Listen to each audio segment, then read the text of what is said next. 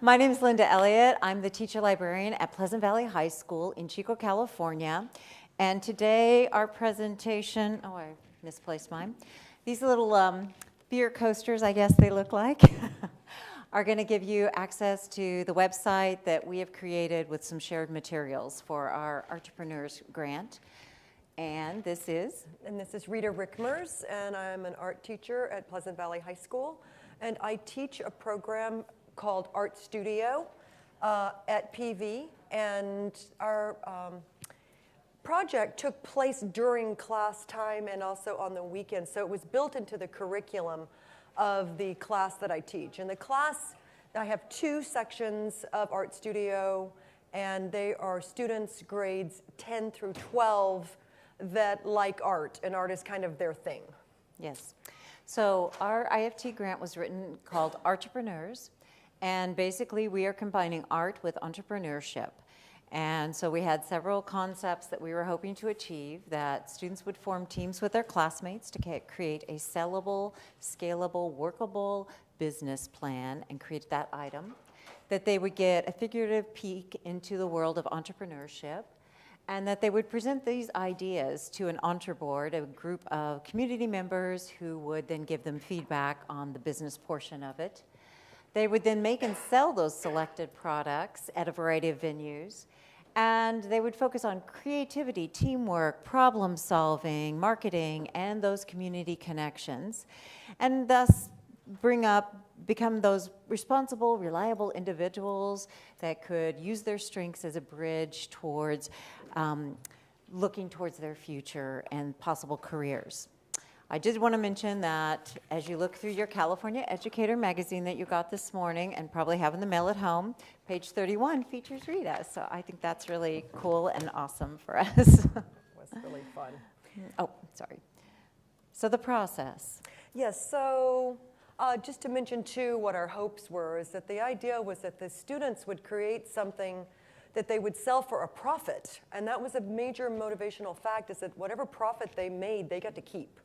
So students were trying to have a low-end materials cost, but be able to sell at more of an up market so that they could make some money out of this. So we did want it to be like a real life experience. So one of the first things that we did was we took the students to the library and we had them take an online personality survey to find out what their strengths were and their weaknesses. And they did that before they formed teams, because the idea was that they would then kind of analyze what their strengths and weaknesses were and put together a team that was like a jigsaw, so that you have some people that are strong in math, some people that are strong in being salesperson, comfortable with selling things, people that were concept artists, and so on, so that they would make a really strong unit and not have a team that had too many of the same strengths or too many of the same weaknesses. Then we also had them just start to brainstorm and research what their products could be. So one of the first things we did is we took them on an educational experience, also called a field trip. And we took them down to Chico, as you may know, and you might have thought that when you saw the beer-type coasters, is the home of a lot of entrepreneurial projects, such as Sierra Nevada Brewery, Clean Canteens, and Chico Bags. So we are known for that. Chico. So we took them to the university, which has a center for entrepreneurship, and they got to meet the director, and he gave them a whole presentation about what it takes to be an entrepreneur. And then we also took them to the Idea Fab Labs, which is a very large maker space in Chico. And they got to see all the different products that local artists were making, and the machines and the materials they needed to produce those products. We then took them to two stores. One was called Made in Chico, that only features products from local artists, and it's kind of a Chico icon. And then the other one was Chico Paper Company, which is an art gallery that also features handmade local crafts. And so they were able to get a lot of ideas from that, as well as from looking at Etsy, looking at different websites online to try to come up with something that was, doable and that they could make a profit.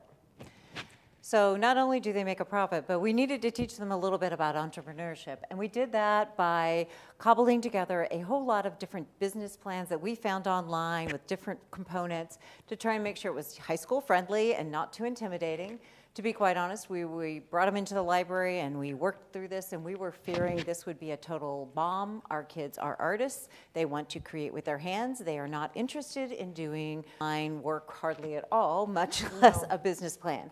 Ends up, this was a wild success, so you can never project. We've given you on the website a business plan template example that we showed the students. How does this get filled out? We also gave you a copy of that template. They're all in Google Docs, so you'll be able to copy them and put them in your own. But they had to come up with marketing. They had to come up with what materials they're going to need, all those kinds of aspects that they would have to go and present to a business group. Okay. From there, we invited a local artist to come in and teach them about making a logo.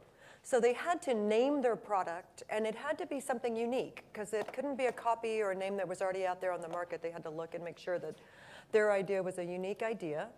And then they had to price their product, and they had to decide how would you package it so you could sell it to the public. And the kids knew that our end goal was, besides selling it to their friends, family, other teachers, that we were having a culminating event called Art at the Matador, which is Chico's really big arts and crafts fair. Mm-hmm. So this is an example from the Fizz. They created bath bombs and their presentations. The other aspect of that was, at that point, they would create the prototype. They're going to show it to the Entre Board. We had 6 community members come in. We had the director of the Center for Entrepreneurship at Chico State. We had a financial analyst. We had a graphic designer, a ceramicist, a sculptor, and a gallery owner, and one of the people that helped lead the Art at the Matador event. And the kids pitched their ideas to them. This is a short clip. I'm afraid we probably just don't have time to show it. It's about 40 seconds. It's just a live 40-second clip of one of our more successful students, Angelique, promoting what stickers she was going to create and getting that, going back and forth with that Entre Board. We have more of those available too. And so after they pitched to the Entre Board, and they did it in teams, and then within the teams it could be between 1 and 4 kids in a team. So Angelique was a single one. So after they came back from the Entre Board, I asked them, you know, what would you change? Will you change something based on the feedback you got from the Entre Board? Because they really asked them some tough questions, because they were really in the real world of trying to sell things and make a profit. And everybody in the class said they were going to make changes based on what the Entre Board had said to them. And so that was really helpful. And they all felt like it just upped their whole game to have adults come in from the community and talk to them as equals, right? So then they formed teams, and they tried to figure out the fastest way to make their product, the cheapest way to make their product, and still have a successful product. And then they also had to decide, once they started making things, how are you going to present it to the public for sale? How are you going to package it? How are you going to price it? yeah. And take into account the amount of time it takes you to create your project.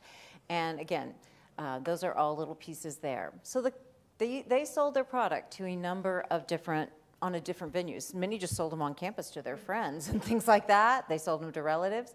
But our big event was this Art at the Matador. And to give you a feel for what that looks like, this is a hotel from the 1920s or 30s that we have in Chico. And this particular weekend, they just shut down the entire hotel. They create the hotel rooms are created into art places where artists feature their artwork, booths, indoor booths. And their booths.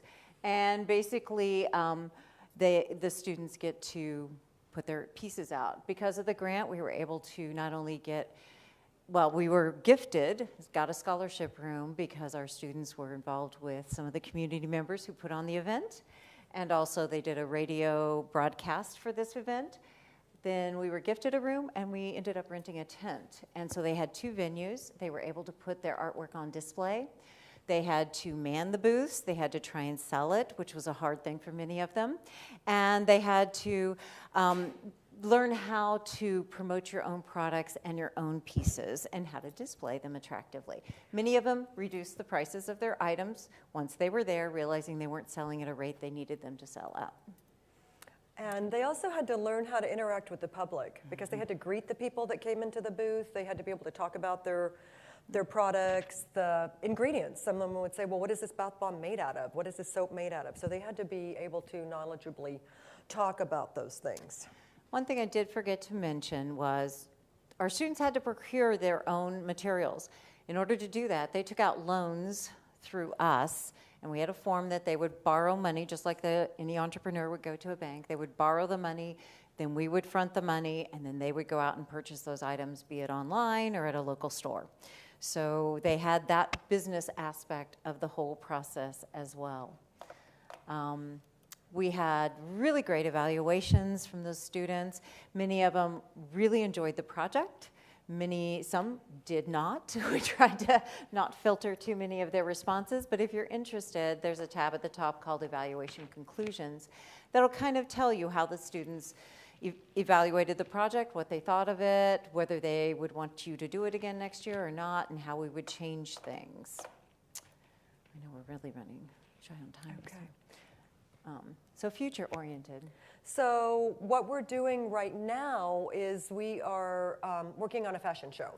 So, and it's also funded by an IFT grant. It's called Phoenix. And everybody in our class this year, instead of doing entrepreneurs just by itself, they're all creating wearable art that's going to go down a catwalk. And all the clothes are made out of either recycled, upcycled, or unusual materials. And there's going to be a piece of entrepreneurs in there because each team is going to be making accessories, which will be sold at a boutique, which will be at the fashion show. So they will still be selling it. And some of our students have gone on to continue to be entrepreneurs or entrepreneurs. You saw a little show, a little piece of Angelique. She's the one who made these stickers right here. So after she graduated, she contacted Made in Chico, and she brought them her stickers, and she said, can I sell my stickers in Made in Chico? And they're like, we totally want your stickers. So she has these made for $1 each, and she sells them for $3 each. So she was making $2 on every sticker, and she only had to design it one time, and then she could just keep presenting it. I mean, keep printing them. So that turned out to be one of the most successful items. Absolutely. We have another student who made soap with her group. She's continued on. She's now making soap with her grandmother and selling that soap. And then when she wrote her UC admissions essay, she used this experience as what her topic was and that piece of entrepreneurship, which was awesome to see her carry through as well. We didn't even realize it until a couple weeks ago. So that was fun. We brought some of the products today. And the soap is for sale. The kids wanted us to bring it and see if people wanted to, because they're true entrepreneurs. So there are some things that are up here for sale. If you're interested and you want to look at them, let us know. Okay. Any questions? Yes. Yes, it's on your beer coaster. It's bit.ly/pvart18. We weren't thinking of it as being a coaster until somebody walked in the first session and said, oh, these are cool beer coasters. And we're like, okay, well, that's fitting. It's just the size we picked. Yeah. Any other questions? What personality test did you have the kids take? I was thinking of Gregorly earlier. We did a free one. We just did a free one. If we'd known about this, we probably would have used this. I just looked at 1 million of them, to be quite honest, and finally found one that seemed to fit some of those categories that we would need for entrepreneurships that narrowed those down. So this is just a freebie. It wasn't too bad for free, but I can't wait to try the one from Thrively. Is it coming up? Oh, I didn't even click on it, sorry. So if you go to our webpage, there's a link that'll take you to the survey. And so, yeah, feel free to play with both of them. The kids really, they love personality surveys, so they really had a lot of fun with that. What? Oh, I saw it was in Spanish also. Oh, sorry. I was just zipping through too fast for you. Okay. Yeah, no. And so you start taking the whole thing. And yes, you can take it in Spanish, which is very cool. Any other questions? Okay. All right, Thank you so much. Yep.